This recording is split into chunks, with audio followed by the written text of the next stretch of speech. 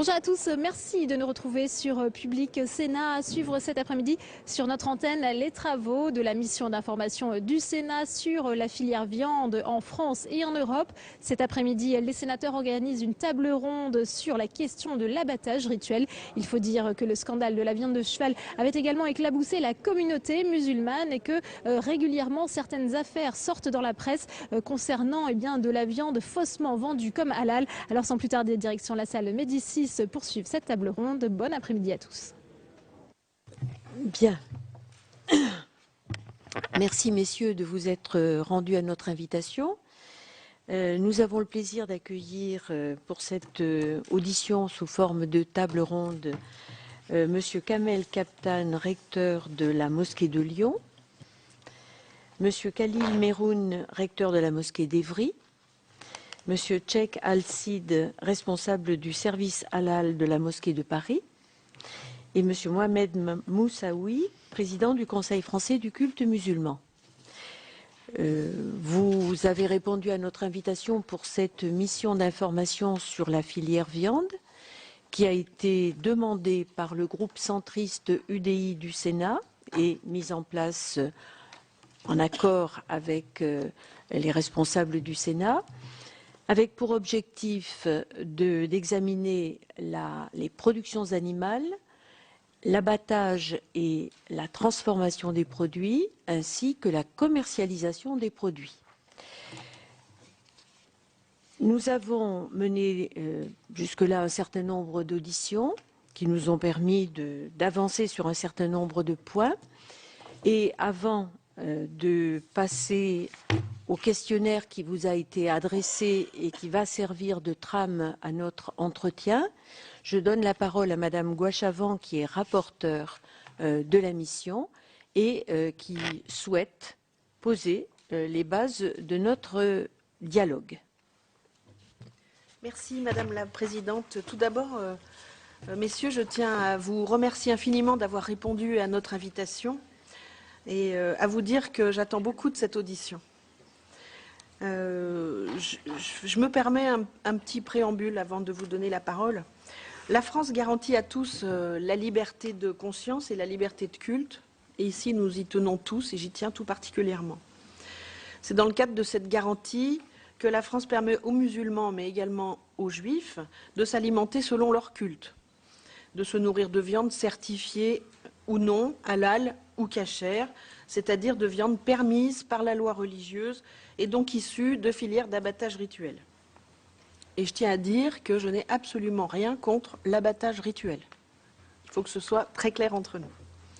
Sans remettre bien sûr en cause ce droit fondamental, je m'interroge sur la pratique d'abattage rituel halal sans étourdissement préalable. En effet, il apparaît que de nombreux pays, notamment de nombreux pays musulmans, imposent l'étourdissement préalable des animaux de boucherie, et la France importe aussi quotidiennement de la viande certifiée halal et pourtant issue de chaînes d'abattage avec étourdissement préalable. D'abattage rituel, bien sûr. Rien dans le Coran n'interdit l'étourdissement préalable des animaux avant leur abattage et la jurisprudence islamique n'apporte pas de réponse définitive sur ce sujet. Dès lors, pourquoi la pratique de l'abattage sans étourdissement préalable est-elle répandue en France? Sinon, pour répondre à une frange de musulmans peut-être plus radicaux. En effet, seul un musulman sur deux, d'après ce que j'ai pu lire, serait très attaché à l'étourdissement préalable. Contrairement aux produits cachers garantis par le consistoire central des Juifs de France, il n'existe pas dans l'Hexagone de label halal. C'était pourtant une des missions confiées au Conseil français du culte musulman lors de sa création en 2003, en vain malheureusement. Dans les faits, 3 mosquées, vous me direz si vous confirmez ou non, 3 mosquées, Paris, Lyon et Ivry, sont habilitées à délivrer des cartes de sacrificateurs. Mais ce sont ensuite une multitude d'organismes qui effectuent des contrôles, notamment dans les abattoirs avec des méthodes et des définitions du halal parfois un petit peu différentes.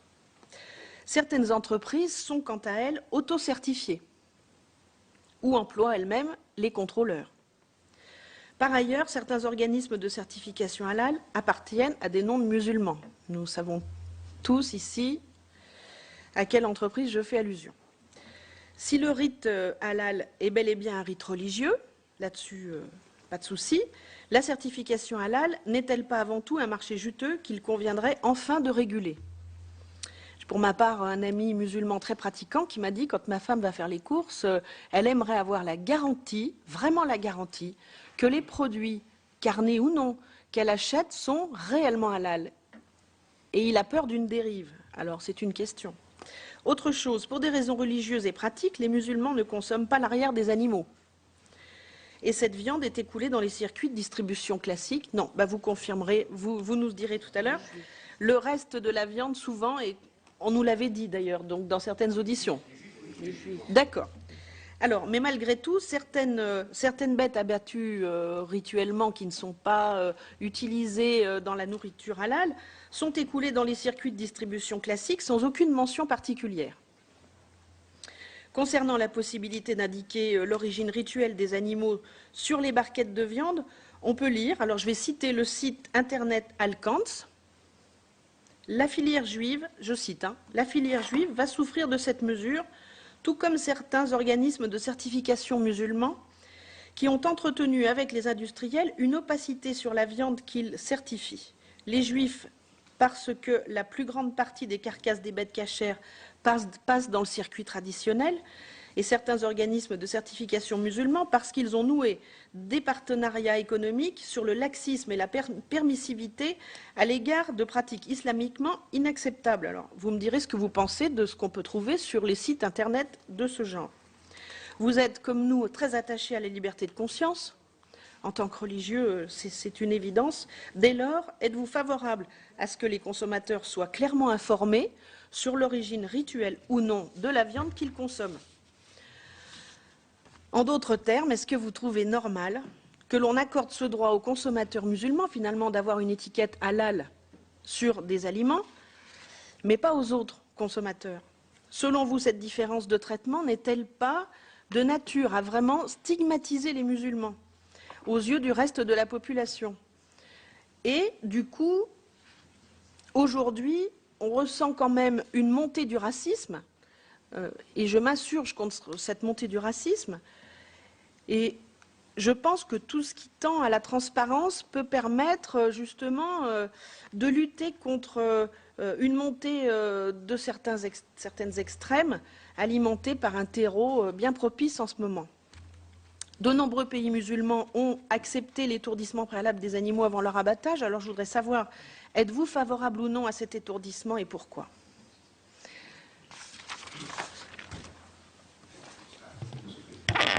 Alors, dans quel ordre voulez-vous répondre, messieurs?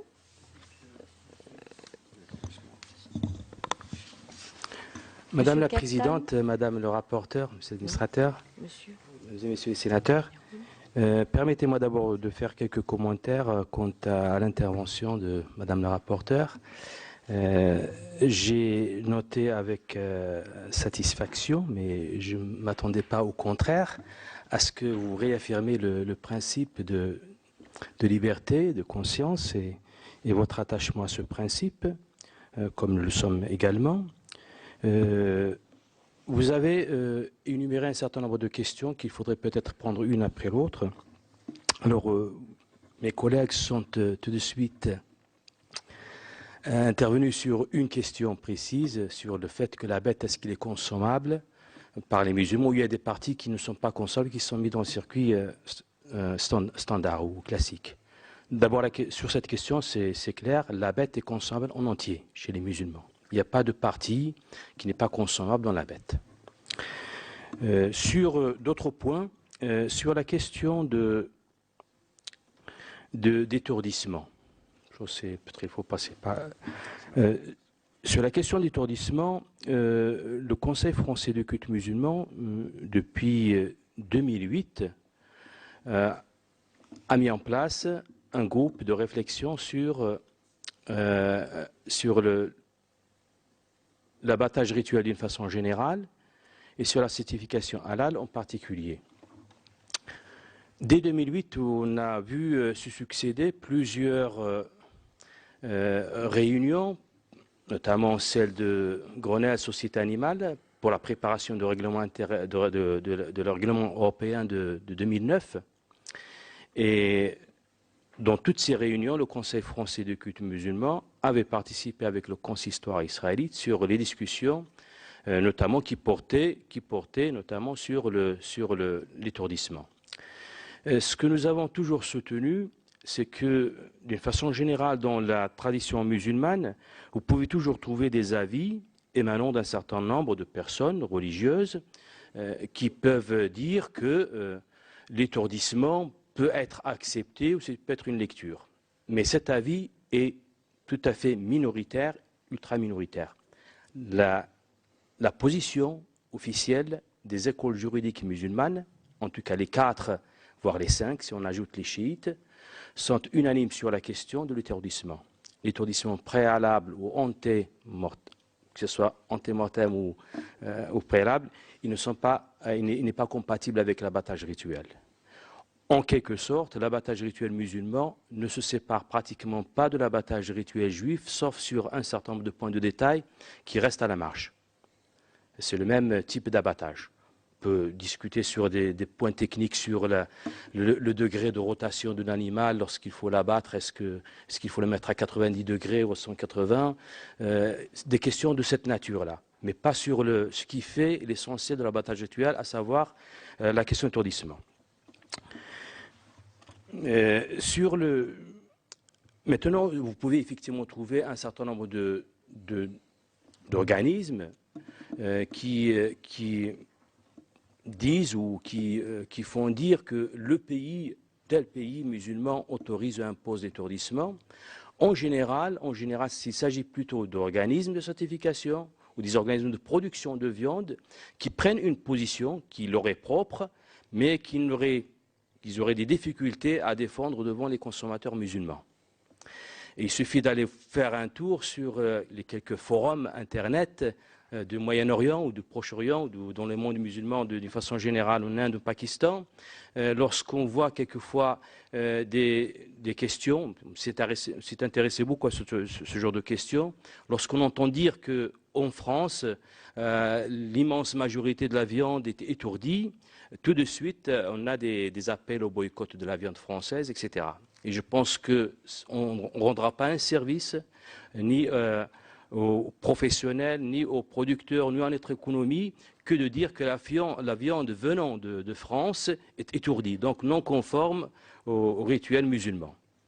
Nous avons souvent communiqué dans ce sens-là, parce que nous faisons confiance à nos professionnels, à nos organismes de certification halal, et nous ne souhaitons pas que cette filière soit ébranlée par ce type de déclaration, c'est-à-dire de dire que l'étourdissement est accepté en France et que toute la viande que vous consommez, qui est estampillée halal, est en fait étourdie.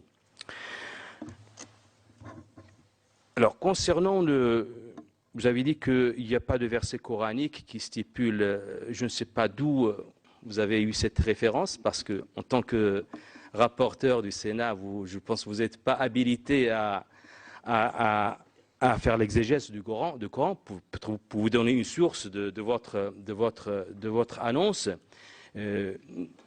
Mais je peux vous dire que les 5 écoles juridiques musulmanes qui sont reconnues, qui ont une certaine notoriété incontestable, sont toutes sur la même lignée. L'étourdissement n'est pas admissible. Maintenant, sur la question de l'étourdissement post-mortem. Est-ce que, si on va au-delà des textes, vous pouvez dire que ces textes-là, ils peuvent être contextualisés dans un contexte français particulier, et donc, pourquoi pas aller vers l'assouplissement des règles de culte musulman pour répondre à des exigences. Tout simplement, j'attire votre attention sur 2 points. Le premier, c'est que, partant déjà du principe de respect de la conscience et de la liberté religieuse, le fait d'imposer aux musulmans des conditions qui finalement rendraient l'abattage rituel comme un abattage standard, parce qu'après, je ne verrai plus de différence entre l'abattage rituel et l'abattage standard si vous mettez l'étourdissement. Leur imposer cela, ça va automatiquement à l'encontre du principe de la liberté religieuse. Deuxième point, tout ce qui va être demandé aux musulmans, s'il n'est pas appliqué à la communauté juive de France, risque d'être contre-productif et générateur de frustration, voire de sentiment d'être traité d'une façon différenciée par rapport à la communauté juive de France. Je pense que si demain, vous dites que les musulmans acceptent l'étourdissement post-mortem alors que les juifs ne l'acceptent pas, et que les consommateurs musulmans vont se dire encore, voilà la République qui veut faire la différence entre ses citoyens. Sur la question de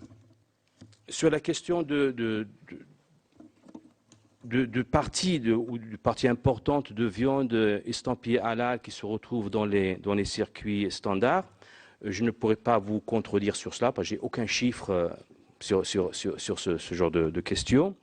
Par contre, je dois vous dire tout simplement que le CFCM, effectivement, comme vous l'avez rappelé, dès 2003, il était dans ses prérogatives, dans sa mission d'essayer d'organiser le halal. Nous avons produit un document qui reste un document de travail, charte halal du CFCM, dont j'ai une copie ici, que nous n'avons pas pu valider pour la simple raison que je vais citer tout de suite. Vous savez, la création du CFCM a eu lieu en 2003. En 2008, il y a eu quelques difficultés à renouveler ces instances parce que le règlement électoral était contesté et qu'il y avait des voix qui s'élevaient pour réformer le CFCM dans son mode électoral, dans son mode de gouvernance. C'est ce que nous avons commencé à faire dès 2008 et je vous annonce, vous l'avez déjà entendu, le 23 février dernier, les statuts du CFCM ont été réformés et un nouveau règlement électoral a été adopté et il y aurait donc de nouvelles élections prochainement pour instaurer une nouvelle monture du CFCM. Nous espérons qu'avec cette nouvelle monture, le dossier de halal, en tout cas de la charte halal, qui était ajourné, mais le travail était pratiquement finalisé, puisse être validé très rapidement, comme on vient de le faire sur le calendrier lunaire, où il y a une décision du Conseil français du culte musulman. C'est un dossier important qu'on a pu achever parce que autour de la table, il y avait l'essentiel des composants du CFCM. Donc je m'arrête là, peut-être il y aura forcément mes collègues compléteront sur d'autres questions. Merci. Oui, Madame la Présidente, bonjour. Madame la rapporteure, Messieurs les sénateurs. Alors, je suis dans la communauté de Monsieur le Président concernant l'étourdissement et l'abattage. Maintenant, on passe au tonnage. Qu'est-ce qui est abattu sans étourdissement ou avec étourdissement? Voilà. Nous, on n'a aucun chiffre officiel à vous communiquer.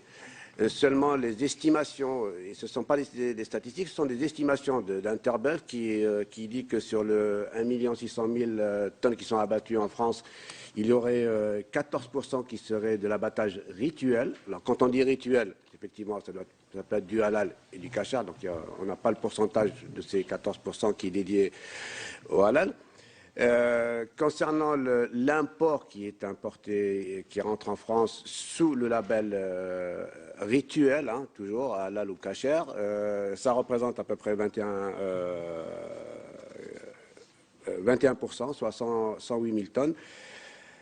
Et on va tout de suite de ce que disait Madame la rapporteure concernant cette histoire de consommateurs qui ne peuvent pas savoir si cette viande a été abattue d'une façon rituelle ou pas. Pourquoi? C'était la question qui était posée, l'histoire de l'étiquetage.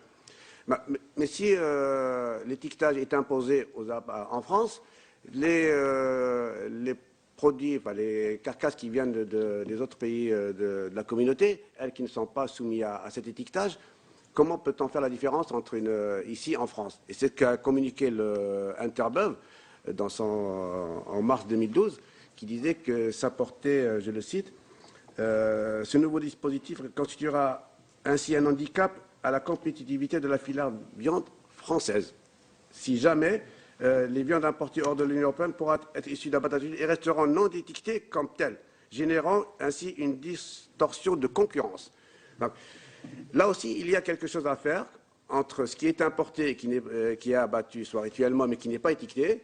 Et donc, le consommateur français ne peut pas savoir, même si, ce que vous disiez à juste titre tout à l'heure, le surplus qu'il y a en abattage est rituel, Je pense qu'il y a une confusion tout à l'heure que les abats, c'est les juifs plutôt qui les consomment pas et non pas nous.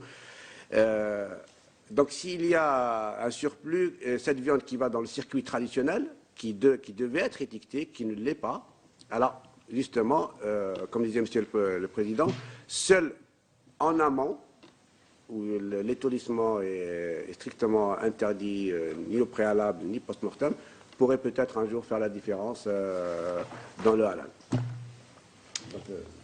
Monsieur, j'ai une question à vous poser. Vous avez parlé de 14% du tonnage abattu en France selon la méthode rituelle, Oui. et vous avez parlé de 21% des importations. 21% par rapport à quel tonnage? Disons 21%, j'ai dit 21% d'importation. Ah, d'importation. Important, importé en France. Oui, mais par rapport à quel tonnage de consommation? À 521 000 tonnes. D'accord. Merci. Juste pour Oui, Madame compléter un petit Ouachava. peu là, vous nous dites que vous ne connaissez pas les chiffres de l'abattage rituel en France et vous vous référez aux chiffres de 14% d'Interbev. Les abattoirs abattent en rituel en fonction de commandes. Et ils n'ont pas le droit d'abattre autrement. C'est le texte. Selon la prochaine loi, C'est récent. c'est tout à fait récent. C'est-à-dire Donc voilà, qu'aujourd'hui, non seulement il va y avoir cette loi qui va être imposée. C'est déjà aux- le cas. Ils sont déjà Oui, obligés oui, d'abattre en fonction. Donc, connaissez-vous les Ah non, mais c'est tout commandes? neuf, c'est cette année-là, ça a commencé il y a 1 ou 2 mois. Mais ce qui est encore, là on va encore plus loin, c'est que les sacrificateurs maintenant, qui sont en exercice, vont devoir subir une formation pour la protection des animaux, le bien-être de l'animal, etc.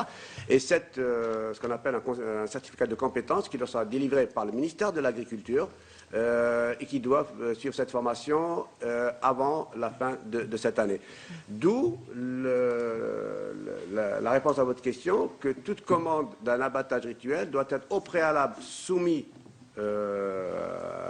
à la préfecture, qui doit passer à l'abattoir et qui, lui, doit abattre le tonnage demandé, pas plus, pour éviter justement que le surplus passe dans les circuits traditionnels.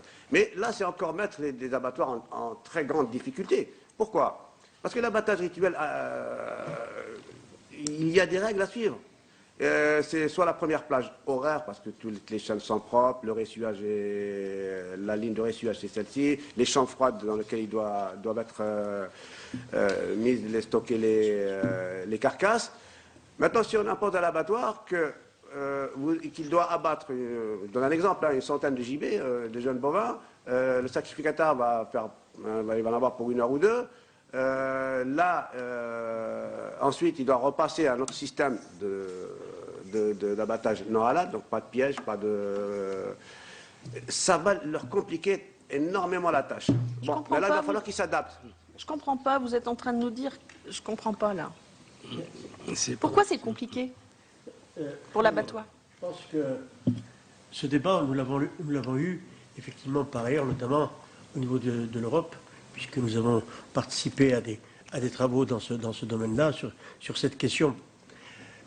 Et là, nous étions avec la communauté juive ensemble, et je regrette qu'elle ne soit pas là aujourd'hui parce que... Non, mais ce que je veux dire, mais nous aurions souhaité, compte tenu qu'on parle de l'abattage rituel. Nous ne parlons pas de l'abattage musulman ou de l'abattage juif. On parle de l'abattage rituel dans sa globalité. Et nous, dans toutes les réunions que nous avons eues, nous étions ensemble pour montrer qu'effectivement, il n'y avait pas de différence et qu'à ce titre-là, nous devions répondre ensemble des problèmes que pose l'abattage rituel en France. Ce ne sont pas simplement les musulmans qui ont des problèmes. Aujourd'hui, quand on regarde au travers de ce que représente aujourd'hui le halal, par exemple, puisque sur ce que je connais le mieux, c'est 5 milliards d'euros de chiffre d'affaires qui se fait, selon une étude qui a été faite par le cabinet Solis.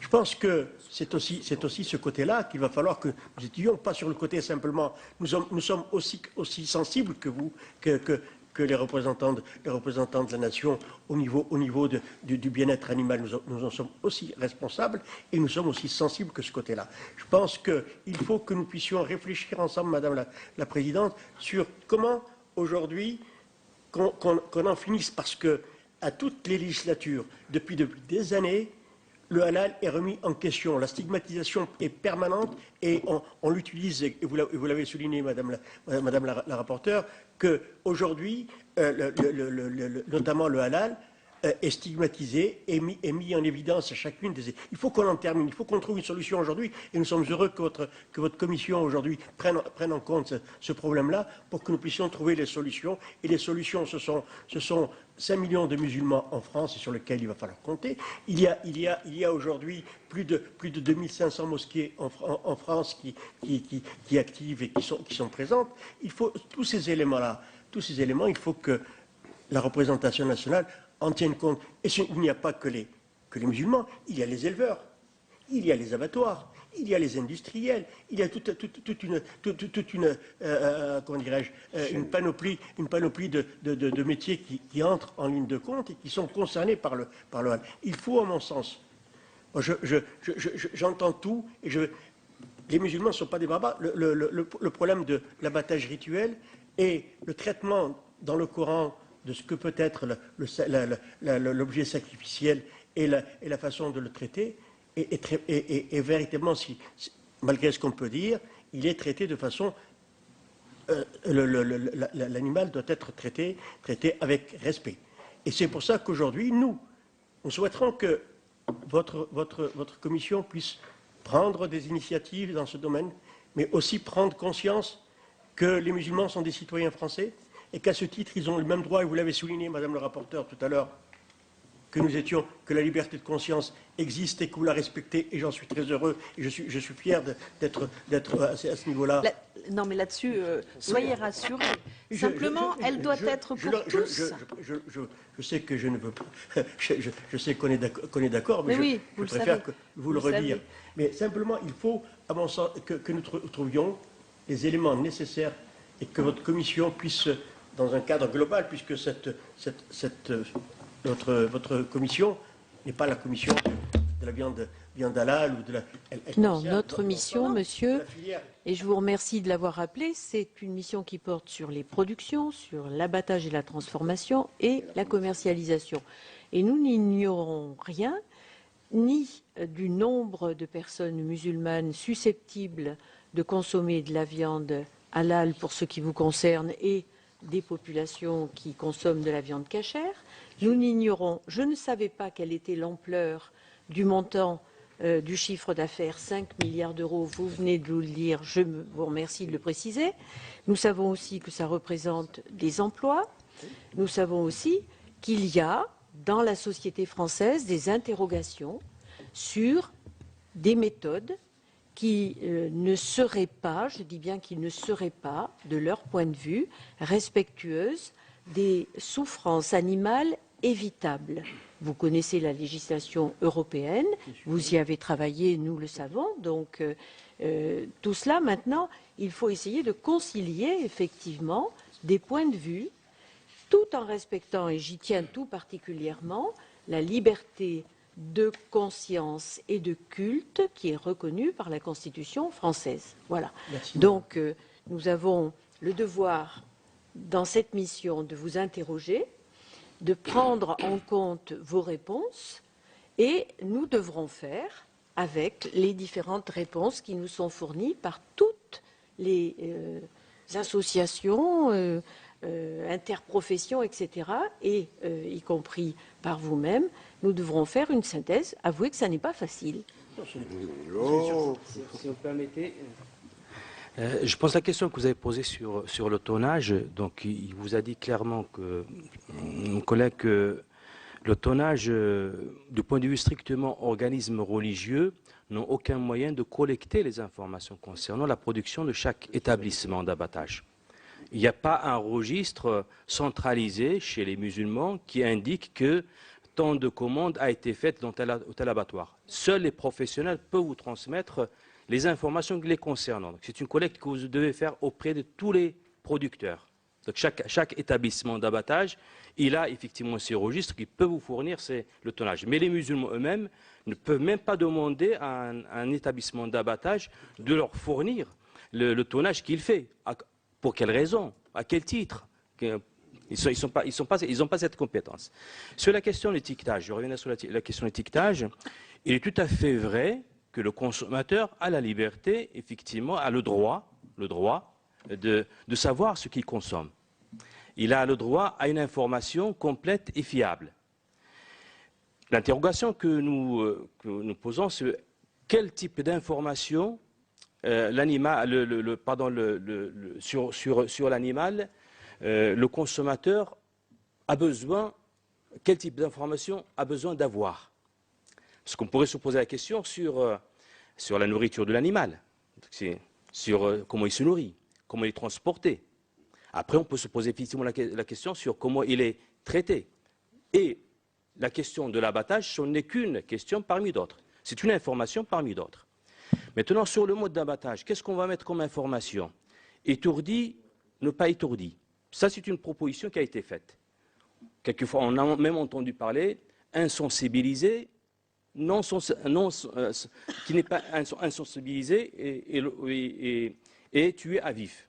Donc, il y a plusieurs formulations qui sont possibles. Simplement, nous voulons dire que les musulmans, le culte musulman n'est pas contre le fait d'apporter au consommateur l'information dont il a besoin.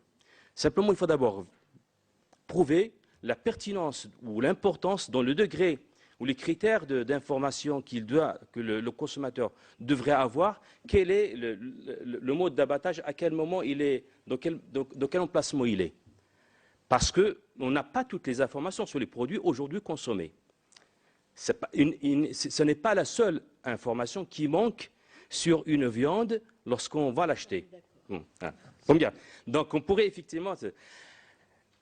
Si on prouve que le fait de savoir le mode d'abattage est une information importante et primordiale pour le consommateur et qu'il est décidé finalement de la donner, après il faut discuter sur la forme quelle va prendre la forme de cette information.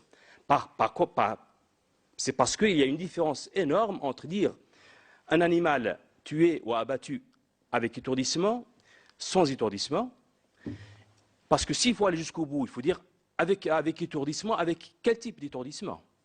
Avec un pistolet à tige perforante, ou avec asphyxié par le gaz, ou électrocuté par... Donc il faut préciser, parce que si vous parlez de souffrance animale, nous on dit que si le culte musulman est contre l'étourdissement, il y a une raison simple, une seule raison. C'est d'éviter d'infliger à l'animal une souffrance supplémentaire. Nous considérons que l'étourdissement est une souffrance infligée à l'animal de façon inutile. C'est notre conviction, vous pouvez ne pas la partager, mais nous sommes convaincus que la façon dont les musulmans tuent et les juifs tuent l'animal est beaucoup plus respectueuse de son bien-être que l'abattage standard. Peut être contesté sur cette conviction, c'est tout à fait le droit. Il y a des études concernant la souffrance animale qui sont très partagés, d'ailleurs. Vous allez trouver ceux qui défendent l'abattage standard d'une façon farouche, avec des arguments que je ne sous-estime pas. Vous avez aussi ceux qui défendent l'abattage rituel, avec des arguments qu'il ne faut pas sous-estimer non plus.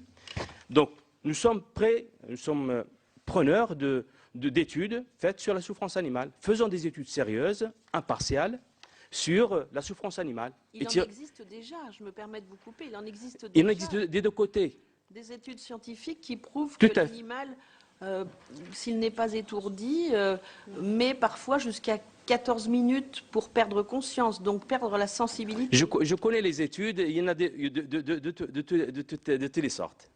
Vous avez des études Il y a la religion et il y a la science. Tout à fait, tout à fait. Je parle de l'abattage rituel avec des scientifiques qui se sont penchés sur la question de la souffrance animale. Mais je dois vous dire que si les musulmans étaient sûrs que l'abattage standard faisait souffrir le moins l'animal, les musulmans auraient choisi l'abattage standard.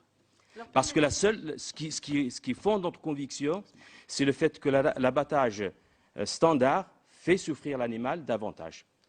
Alors, si vous me permettez, je vais juste rebondir sur une petite phrase que vous avez dite tout à l'heure.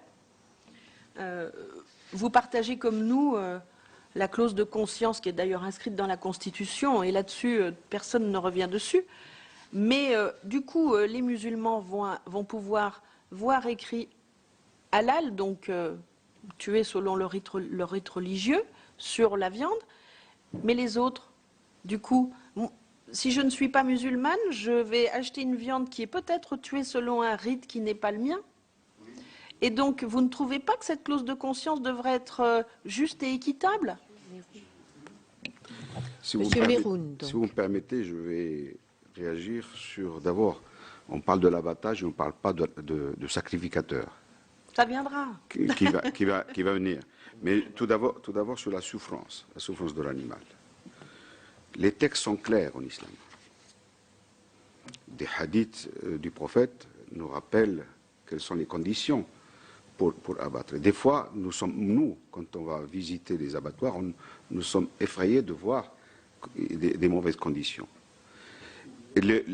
L'animal ne doit pas avoir l'outil tranchant. Il ne doit pas être visible. Il faudrait d'abord donner d'un seul coup, pour qu'il n'y ait pas un aller-retour.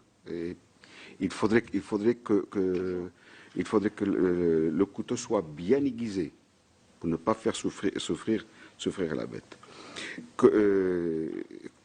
Monsieur le Président du CFCM vous a rappelé aussi les conditions de transport. Des fois, moi en tant que citoyen, simple citoyen et responsable musulman, des fois quand je vois les accusations, vous avez parlé, madame, du montée du racisme, très souvent, à chaque campagne électorale,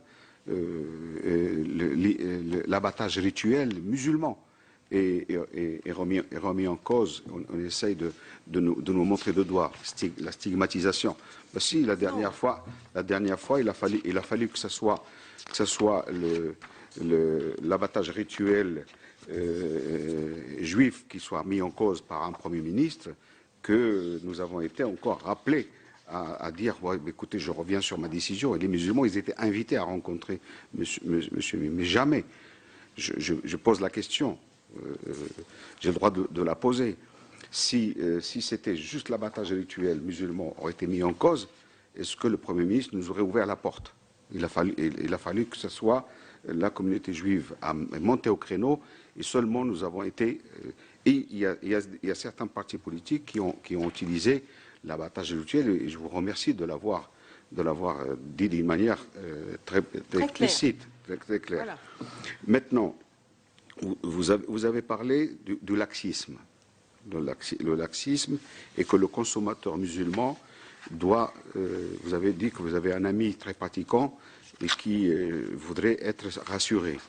Moi, je suis aussi pratiquant et je suis rassuré. Je vous assure, madame, moi, lorsque je vais à Carrefour et que je trouve la viande qui est contrôlée par une institution reconnue, telle que la mosquée, même si ce n'est pas la mosquée d'Ivry, c'est la mosquée de Lyon qui contrôle, avec un étiquetage, et qui a été une traçabilité avec ce qu'on appelle les outils de l'informatique. Et des fois, nous, en tant que responsables, on descend dans les abattoirs et on voit comment les carcasses comment cette traçabilité est faite. Je suis rassuré lorsque je vais aujourd'hui dans un grand supermarché et que je trouve une viande qui est mise en barquette, et qu'il n'y a pas eu de transformation en chemin, je l'achète. Et j'achète devant tous les musulmans à qui je fais confiance, à qui me voit consommer. Je vous assure, madame, je connais aussi des amis non musulmans qui viennent à la mosquée d'Ivry, dont nous avons une boucherie, qui ne sont pas musulmans, et qui achètent de la viande. Ils savent que dans cette boucherie, il y a de la viande. Quand je vais aussi dans les magasins discount, je vois aussi des non-musulmans se précipiter sur de la viande. C'est marqué halal, tout simplement parce qu'il est au bon marché. Aujourd'hui, le halal n'est pas plus cher que la viande traditionnelle. Mais par contre, je suis d'accord avec vous. Et nous sommes tous d'accord lorsque nous disons que la liberté de conscience, on ne doit pas imposer à des non-musulmans de consommer halal. Et je comprends le souci de certains partis politiques qui veulent respecter, même s'ils sont extrêmes, qui peuvent respecter cette liberté de choisir. Mais en même temps, je ne veux pas qu'on m'impose à moi, en tant que citoyen, d'être victime de ce qu'on appelle la double mesure. Donc du coup, ce serait peut-être bien. Si vous me permettez, le laxisme, c'est vrai, aujourd'hui, tout le monde peut se prétendre, vous l'avez même dit, se prétendre et se autoproclamer qui contrôle cette viande. Eh bien, nous demandons, le CFCM, nous aussi, nous demandons qu'il y ait un tri dans ce monde du halal. Je vais même dire une chose. Aujourd'hui, il y a une exagération dans la compréhension du halal. On peut aller dans les Knorr. Knorr poisson, c'est marqué halal dessus. Vous voyez? Donc,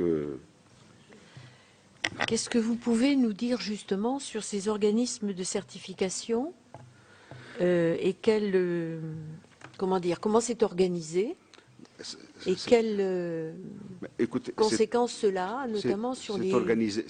C'est organisé. Aujourd'hui, on connaît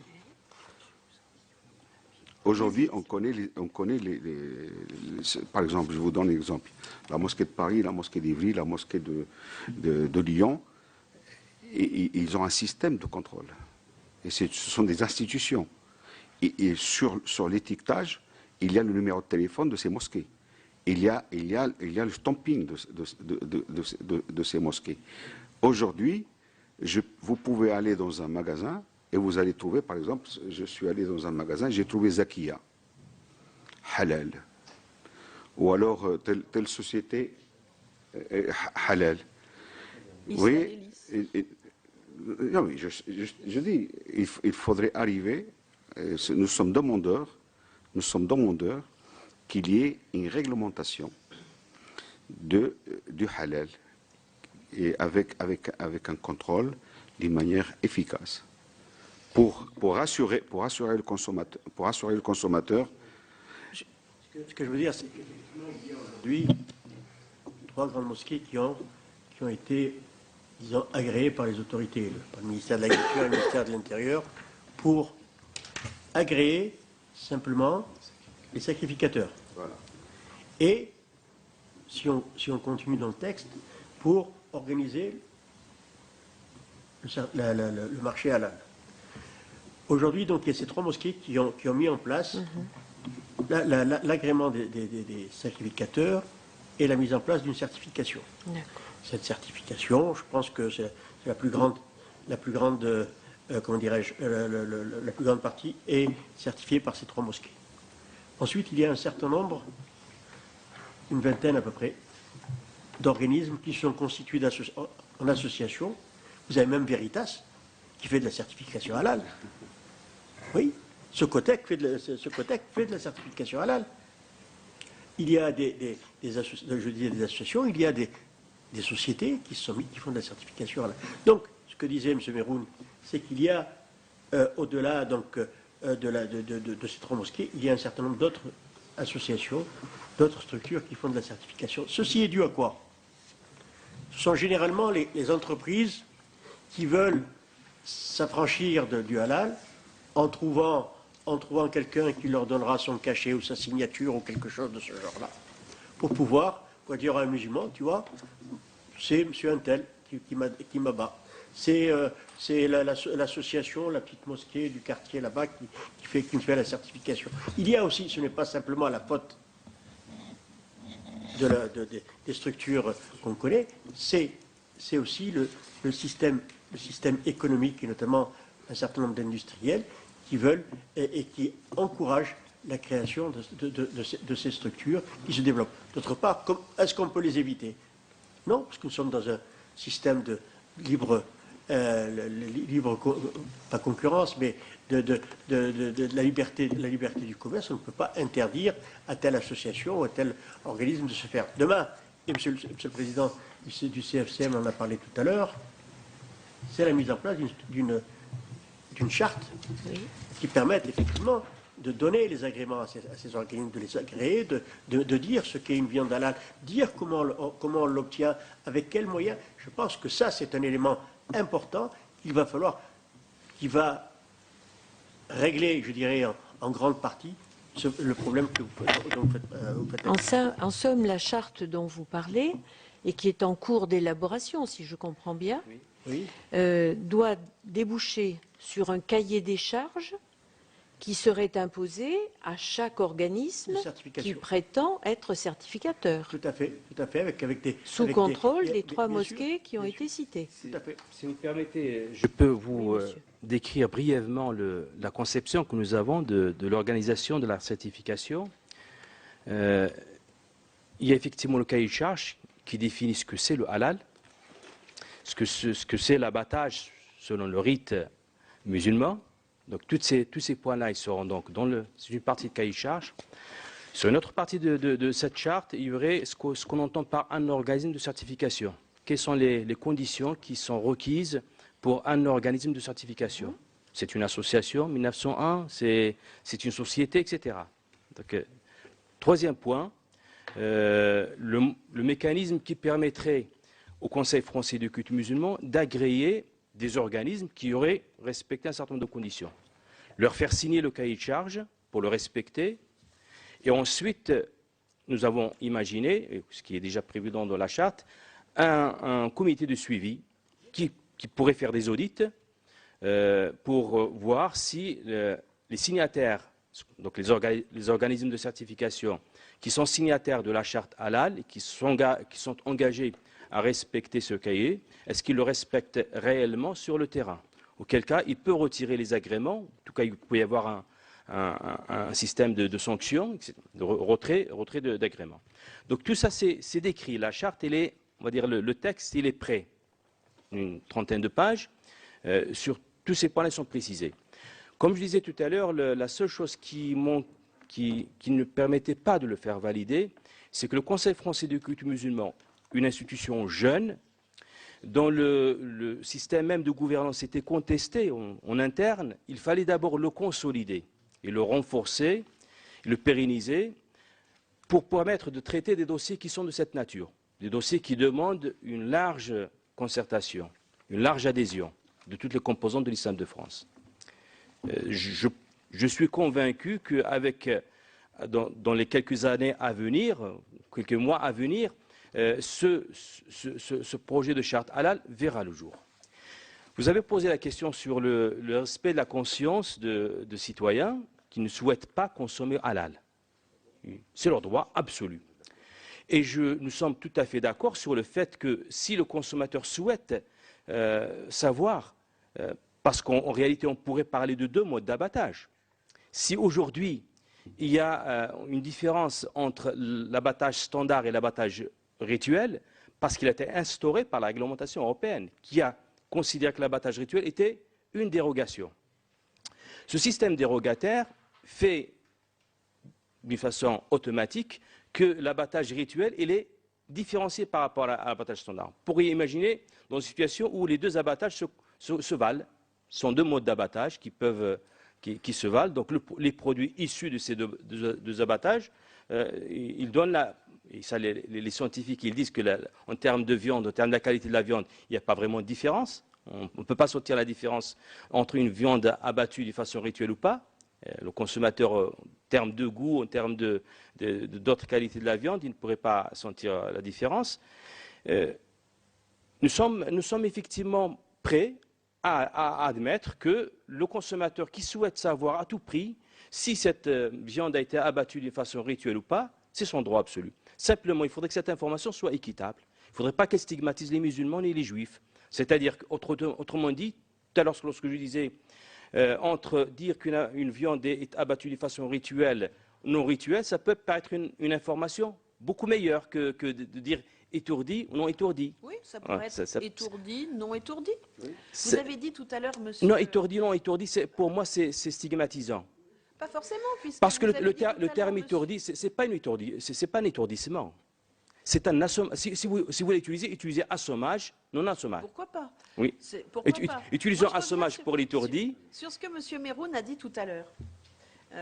Vous aviez peur, monsieur, que finalement on stigmatise et que parallèlement ça pénalise la filière viande en France, que du coup des gens n'achètent plus en se disant « Ouh là là, c'est peut-être tué d'une certaine manière ou d'une autre ». Bon. Vous avez dit tout à l'heure, monsieur Meroun, que vous connaissiez plein de gens qui achetaient des viandes issues d'abattage rituel sans aucun problème. Ils achètent même du halal.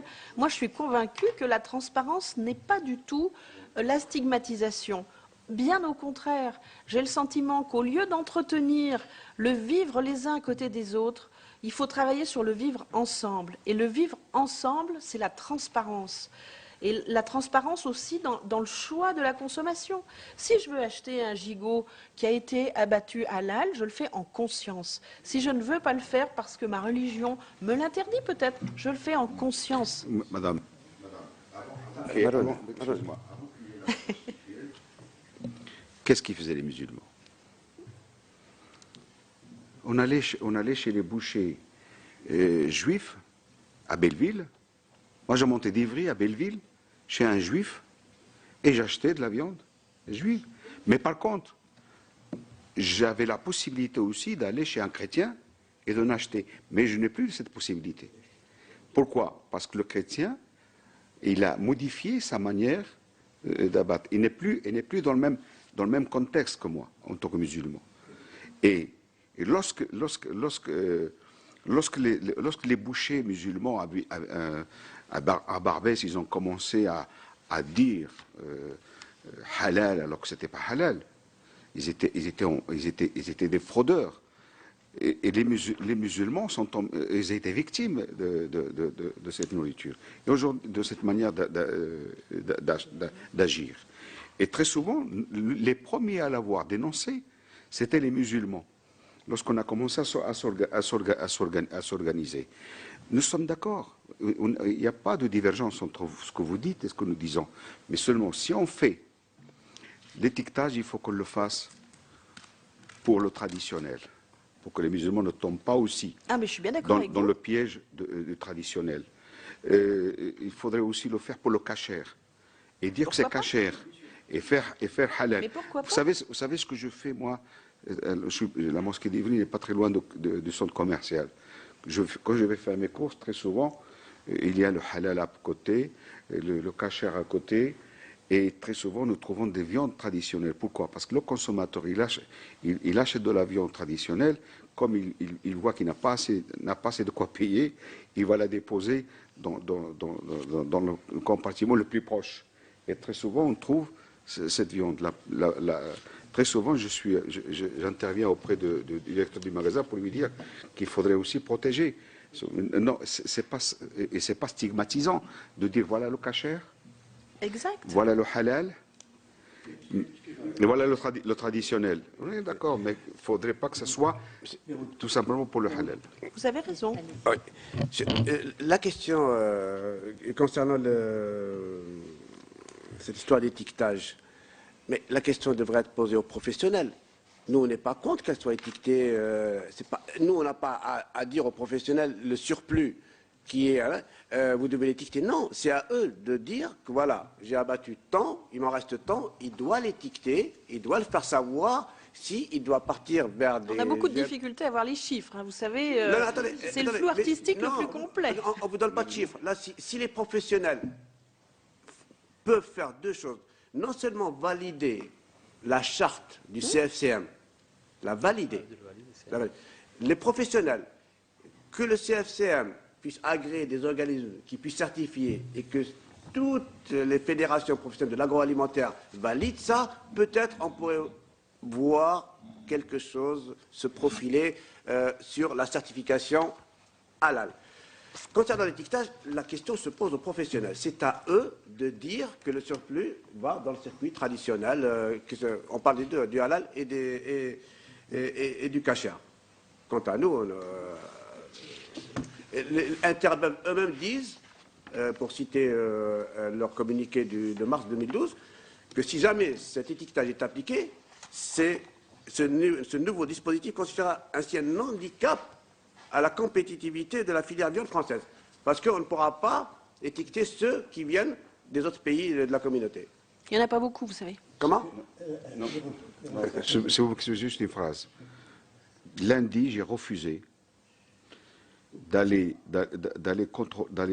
passer une convention avec une société française qui va abattre aux Pays-Bas. Le risque, d'ailleurs, ça a été dit, nous, en tant que citoyens musulmans, responsables de France, on veut promouvoir et encourager, face à cette crise qui nous frappe, une consommation française et un produit français. Aujourd'hui, 21% sont importés, Oui. mais vous savez comme moi que c'est importé souvent de pays qui interdisent l'abattage sans étourdissement. Pas Si. tous? Oui, tous. Nouvelle-Zélande pour le mouton. Mais il n'est pas consommé essentiellement par les musulmans. Je ne pense pas que, quand vous parlez du mouton, En je pense halal, que je la majeure partie En halal. des bêtes, notamment du mouton, est abattue en France et consommée notamment par les musulmans. Ce que je veux dire tout à l'heure, madame, vous savez qu'il y a un certain nombre de boucheries, de plus en plus de boucheries traditionnelles ferment leurs portes et sont remplacées par des boucheries halal. Dans les quartiers, dans le quartier où j'habite, c'est le cas. Et je vois les petites dames, les personnes âgées, où elles vont acheter ou même les non-musulmans acheter leur viande dans les... Je pense que aujourd'hui, est-ce que la viande halal, telle qu'on en parle, elle est consommable ou pas par l'ensemble des... On ne revient pas sur le côté sanitaire. Non. Est-ce que ce poids-là, je sais qu'on ne revient pas dessus, mais ce que je veux dire, est-ce qu'elle c'est une viande consommable, qui a les mêmes qualités, les mêmes qualités, et donc à ce titre-là, pour ce qui nous concerne, vous parlez de l'étiquetage.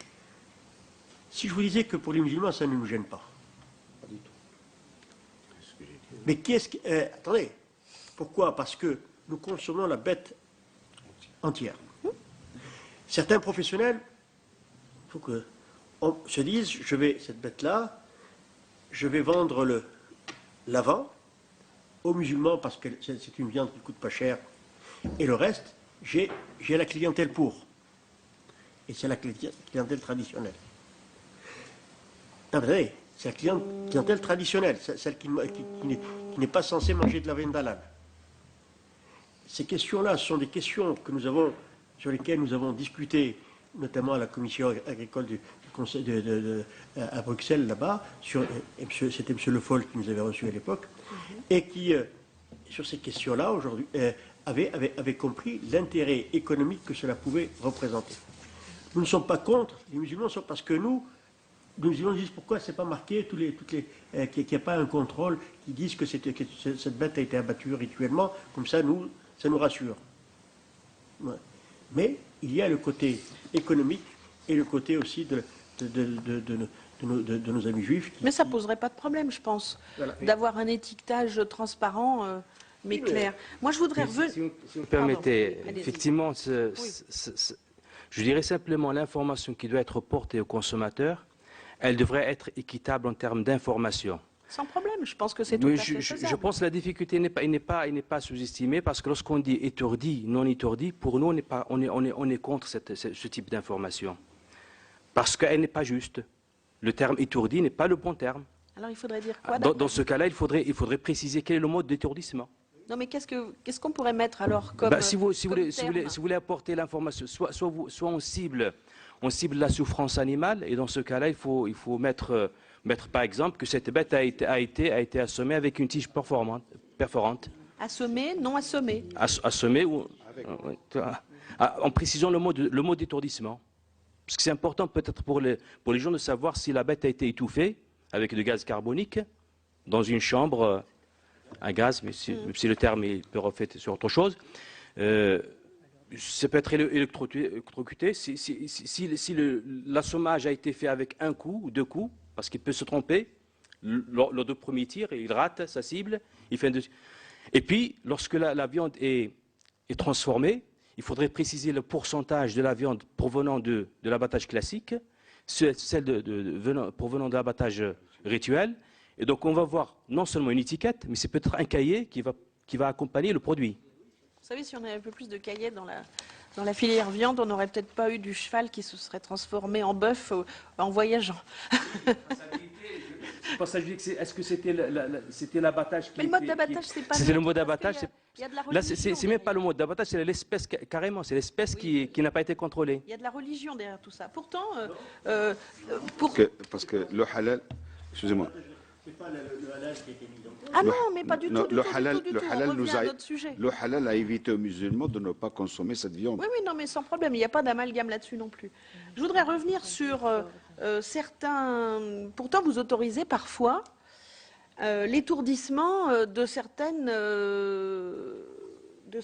comment on dira, de la volaille, par exemple. Alors, de certaines espèces, pourquoi l'autoriser pour certaines espèces, mais pas pour d'autres? C'est pas l'étourdissement, madame. Si je permets. Si tu veux, vas-y. Je pense que, effectivement, pour ce qui concerne le poulet ou la volaille, il y a certains emploient l'électronarcose pour pouvoir faire en sorte que la bête soit calmée du fait qu'elle se débat, qu'elle se casse, elle n'est plus vendable lorsqu'elle présente des ecchymoses sur le. Donc aujourd'hui, sur un certain nombre dans un certain nombre d'abattoirs, il y a l'utilisation d'électronarcose. Certaines utilisent l'électronarcose à très forte dose, donc la bête arrive, quand elle sort du bac, elle est déjà morte, donc elle est morte de l'électronarcose, de l'électricité qu'il a. Et ensuite, elle est abattue dans certaines grandes usines avec à la scie de façon. Certains abattoirs utilisent une électronarcose, je dirais, de façon mesurée, permettent lorsque la bête sort elle est calme, elle est encore vivante. Elle est encore vivante. Il y a des tests, il y a des possibilités de la sortir, d'en faire un test de réveil. Donc.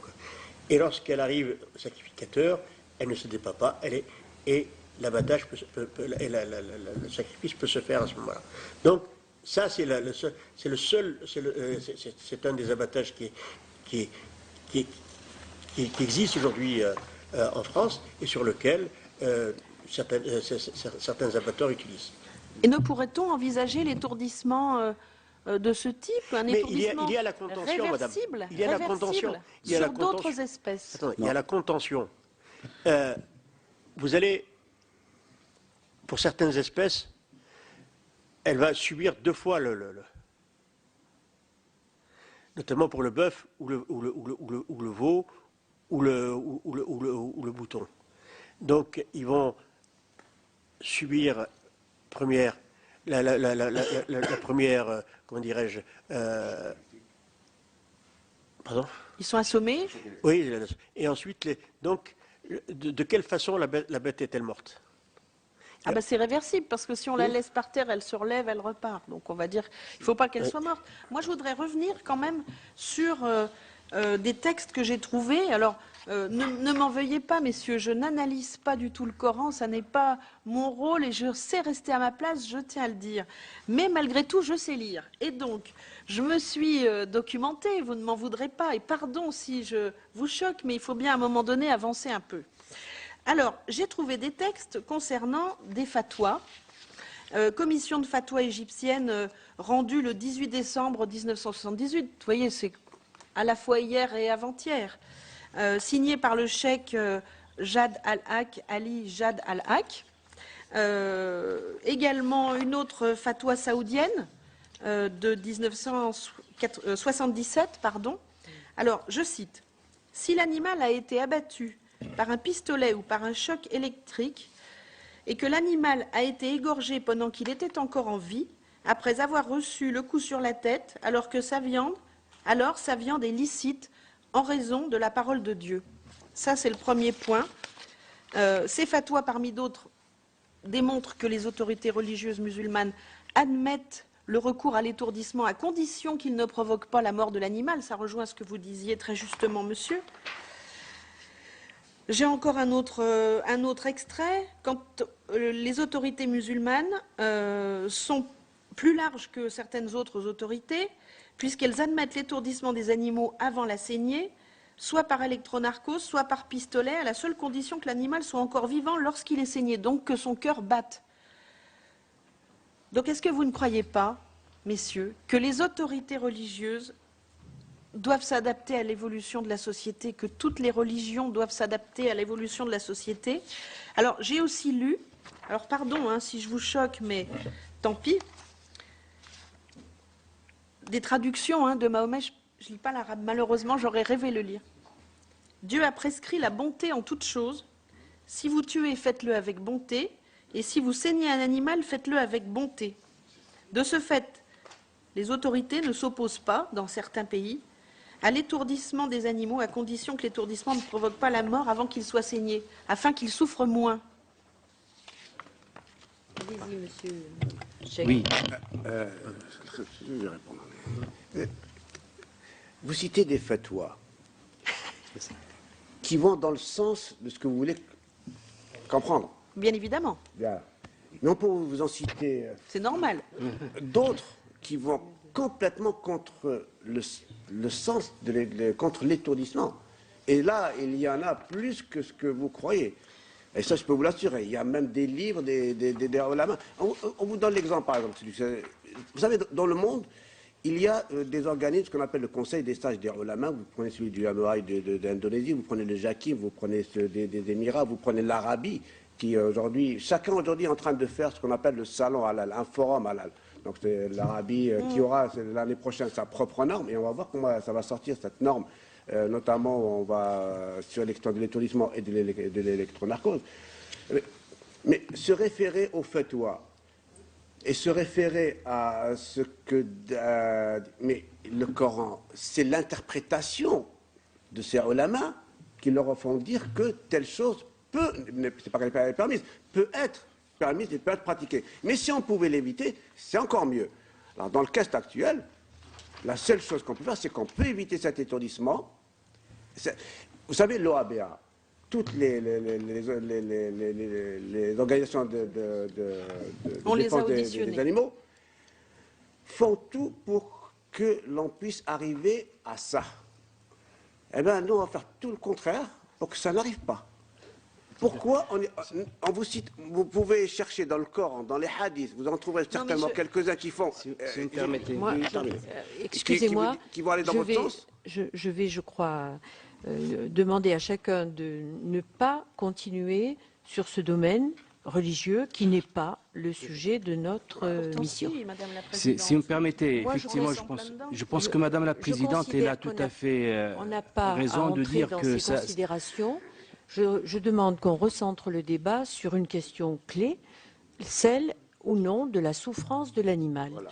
Vous avez dit tout à l'heure qu'il y avait des études précises sur la souffrance de l'animal. En effet, il y a un rapport de l'INRA qui fait état de souffrance des animaux au moment de l'abattage et qui reconnaît que les souffrances peuvent être causées par le matador, comme on dit familièrement, ou l'électronarcose, mais aussi par l'abattage rituel. Bien.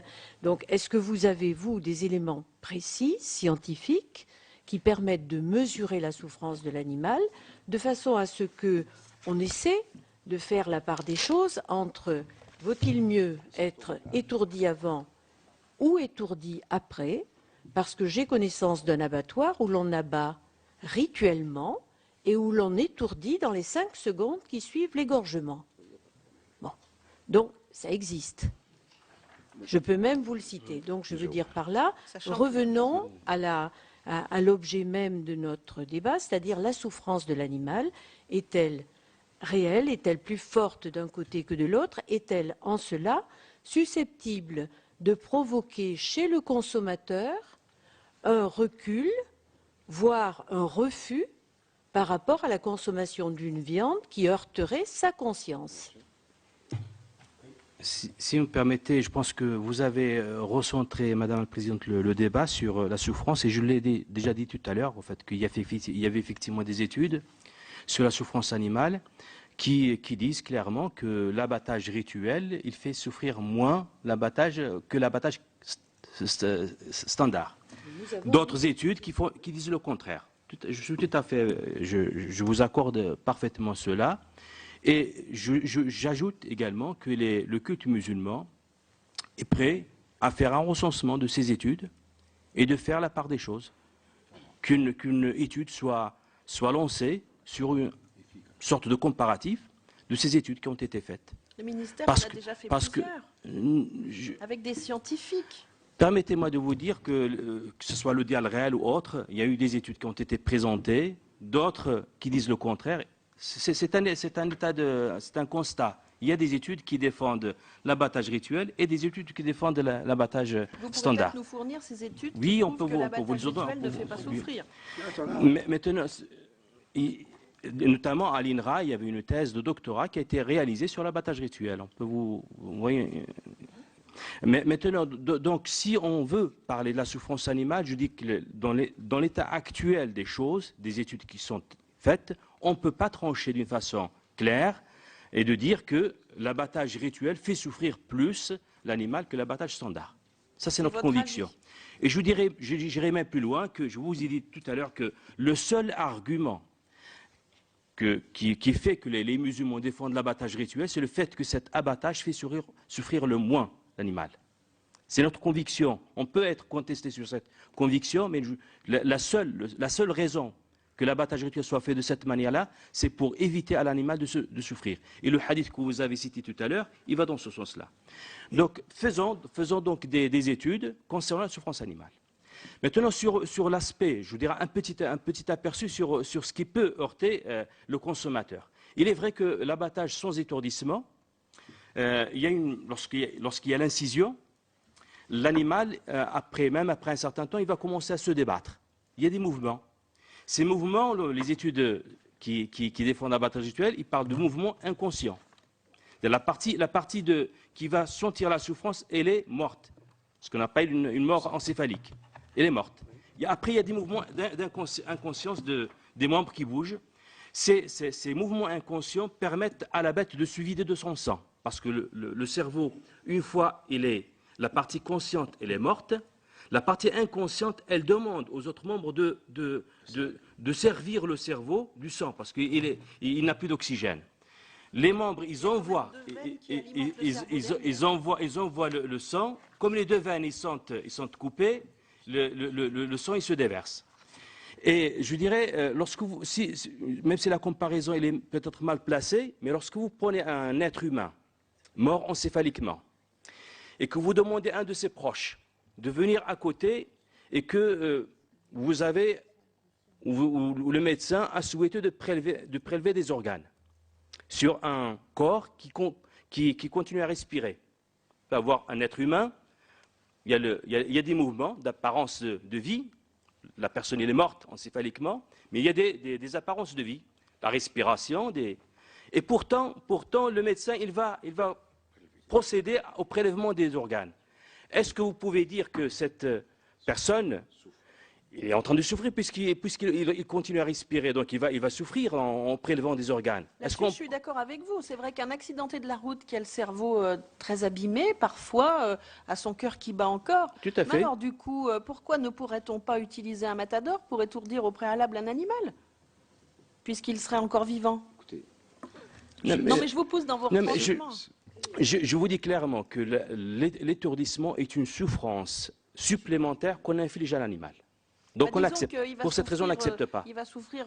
Qu'il soit réversible ou pas, la question, c'est pas la question de réversibilité.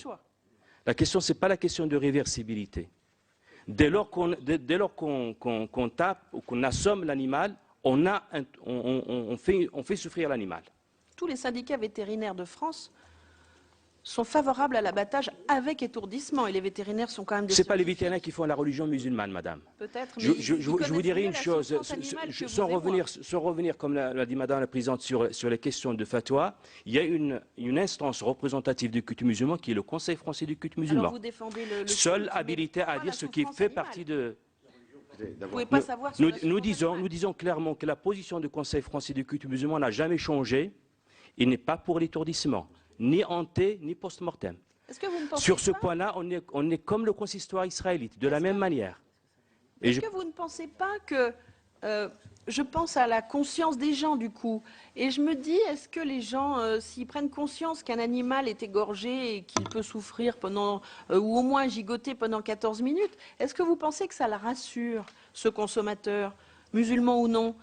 Les consciences évoluent, y compris chez les musulmans. Les musulmans de France sont des gens extrêmement ouverts et tolérants, vous n'allez pas me dire le contraire. Tout à fait, Vous êtes- c'est pour cette raison qu'on vous dit que au risque Non, de mais- me répéter, je pense que nous sommes convaincus que l'abattage tel qu'on le fait, il fait souffrir le moins animal. Ça, sur ce point-là, vous pouvez apporter la contradiction, c'est votre droit. Apportez-nous la contradiction.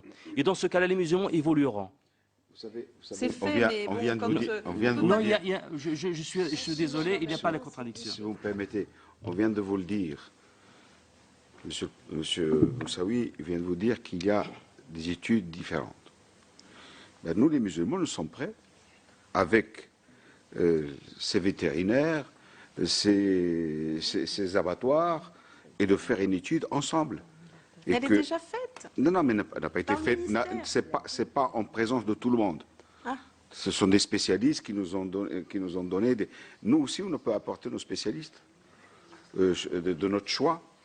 Et vous pouvez apporter vos spécialistes de votre choix et qu'on puisse trouver une synthèse. Le hadith que vous venez de citer, c'est ce que j'avais commencé, puisque vous m'avez arrêté, vous parlez du sacrificateur. Vous verrez, on en parlera. La fatwa, madame. Monsieur Jed El-Haq, il est mort il y a 20 ans. La fatwa appartient à l'homme, à l'imam. Il a besoin de 3 critères pour qu'il soit accepté. On ne va pas rentrer dans ce domaine. Il a été contredit. Nous, ce qu'on veut, c'est trouver une solution technique, pratique, pour ne pas faire souffrir l'animal. Nous disons, l'abattage tel que le pratique la communauté juive et la communauté musulmane fait souffrir moins l'animal. Vous, de votre côté, vous dites non. Non, les Eh ben, scientifiques le disent, moi pas. Non, les scientifiques le disent non. Alors, les scientifiques, M. Moussaoui vient de vous dire qu'il y a des contradictions d'analyse. Eh bien, cette copole puisse nous Ça permet de réunir reculer et le débat encore un peu. essayons de faire ensemble. Ça permet de reculer encore l'affaire. Je suis assez surpris que vous prenez part de...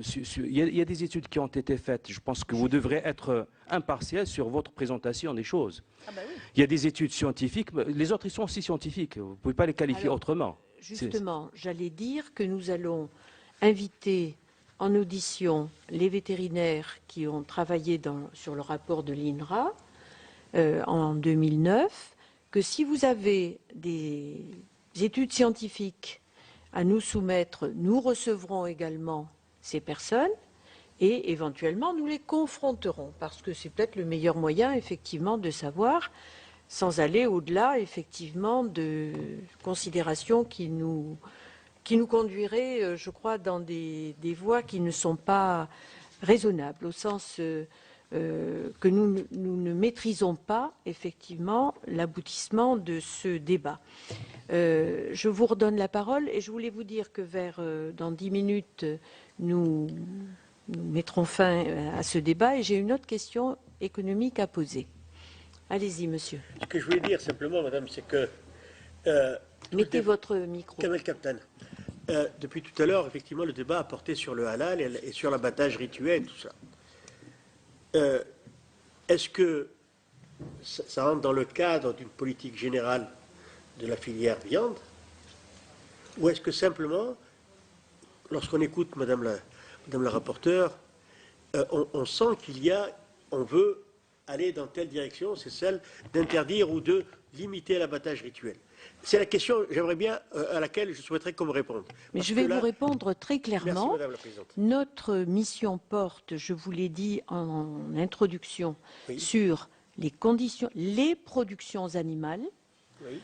l'abattage et la transformation et la commercialisation. Donc l'abattage comporte non seulement des quantités, des aspects économiques, mais aussi des questions que se pose la société par rapport à cette question qui émane de la fraude à la viande de cheval, rétablir la confiance des consommateurs. Et on ne peut pas dire que ce ne soit pas à l'ordre du jour.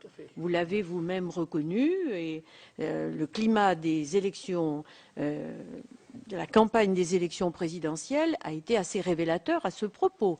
Donc, justement, nous voulons essayer de trouver dans cette mission l'occasion de mettre à plat les choses, et je pense que ça fait partie Je vous remercie, des Madame. points que nous devons éclaircir. On a parlé de la production destinée à la consommation en France. Oui. Est-ce qu'on a pensé à la production, à l'exportation, qui représente, je pense, un chiffre assez significatif Bien sûr. pour l'économie française? Oui. Et ces exportations se font en direction de pays arabes, la grande majorité de ces pays qui reçoivent notamment les produits français, imposent et veulent que la viande qui est vendue, qui leur est proposée, Bien sûr, soit conforme. Alors aujourd'hui, et lorsque on voit au travers des informations que nous avons, un certain nombre de pays ont pris conscience que les viandes qu'ils consommaient n'étaient pas conformes au rituel musulman. Et qu'ils imposent l'Arabie Saoudite, qui pendant longtemps avait mangé des produits de chez nous, qui étaient abattus avec une machine, et qui étaient donc aujourd'hui impose et souhaite que les viandes qui soient abattues par un sacrificateur dans les normes prescrites par là. Voilà la réalité. Il faut aussi, je pense, puisque vous parlez de votre étude englobe un certain nombre et ces questions-là, on aimerait bien aussi parler de ces questions-là. Comment aujourd'hui l'économie française, au travers va-t-elle pouvoir répondre aux besoins et à la demande de ces pays? Mais nous en sommes tout à fait conscients, et je n'ai pas dit que c'était simple, mais nous en sommes tout à fait conscients. Et donc c'est pour ça que nous voulons mettre à plat toutes les questions, y compris épineuses, qui sont posées à la fois par la société, mais aussi par les filières de production et les filières de commercialisation. Et je pense qu'en particulier, la filière de commercialisation de la viande en France aurait intérêt à être plus transparente sur les surplus de viande abattus rituellement et qui sont, c'est je pense reconnu par tous, destinés à l'alimentation traditionnelle, non rituelle, non cultuelle. Bon, donc je crois que là-dessus, on n'a pas l'intention de faire l'économie de mise à plat là aussi.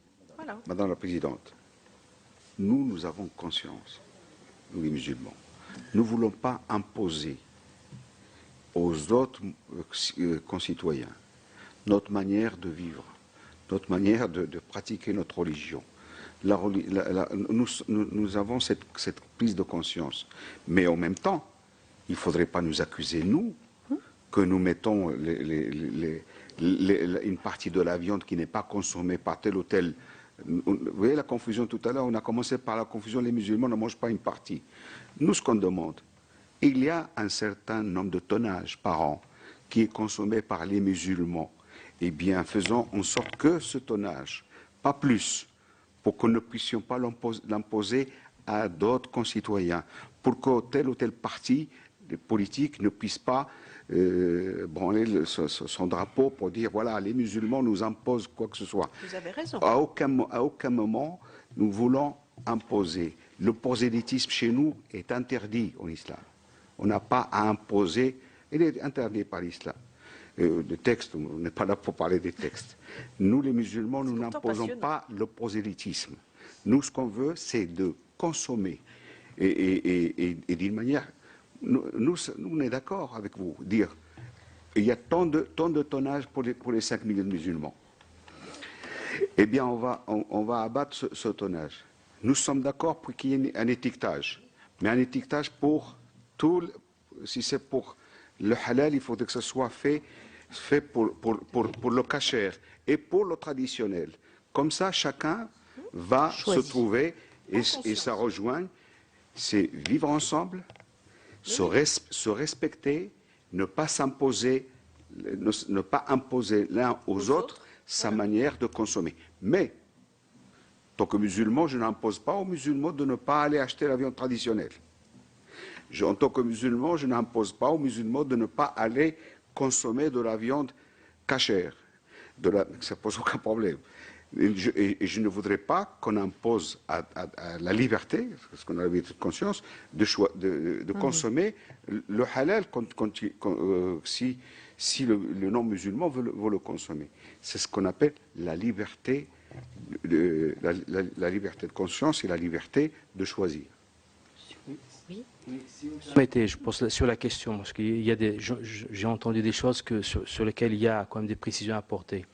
Le fait que les musulmans vont consommer tant de tonnage et pas plus, moi, institution représentative de culte musulman, je suis dans la capacité de vous dire combien les musulmans doivent consommer.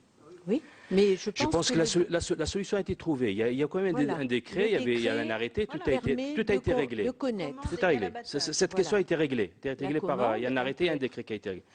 Voilà. Sur la question de l'étiquetage, je redis encore ce que nous avons dit. Nous ne sommes pas contre le fait que le consommateur soit informé sur le produit qu'il consomme. Par contre, nous souhaitons savoir dans quel niveau cette information est mise. Parce que est-ce que c'est la seule information demandée par les citoyens? Et puis, lorsque cette information doit être portée aux citoyens, elle doit être portée d'une façon équitable, qui n'aboutit pas à la stigmatisation des musulmans. Je tiens à préciser cela parce que c'est important. C'est important que l'information ne soit pas une information biaisée, dans laquelle on montrera d'un côté les méchants et de l'autre côté les gentils. Je pense que ce n'est pas l'objectif. Non, mais je pense que vous avez bien compris que ce n'est pas notre but ici. Personne ici ne souhaite ça. Hein. On veut tous que tout le monde puisse travailler et vivre ensemble. Oui, je vous dis ça parce que lorsque j'ai vu des campagnes d'affichage concernant l'étourdissement, ou l'étourdissement, sans étourdissement, dès que vous allez mettre un étiquetage, il faut aussi prévoir qu'il y aurait des campagnes d'affichage montrant l'abattage classique et l'abattage. Je pense qu'il faut regarder ça également. Il faut de l'équité. Il faut de l'équité, mais il faut de la transparence. Les gens sont intelligents, ils sont capables de comprendre, et plus on est transparent, plus on évite justement les stigmatisations. Voilà pour les travaux de la mission d'information du Sénat sur la filière viande. Si vous souhaitez en savoir plus ou revoir cette table ronde, elle est disponible en VOD sur notre site internet publicsénat.fr. Bonne fin de journée à tous.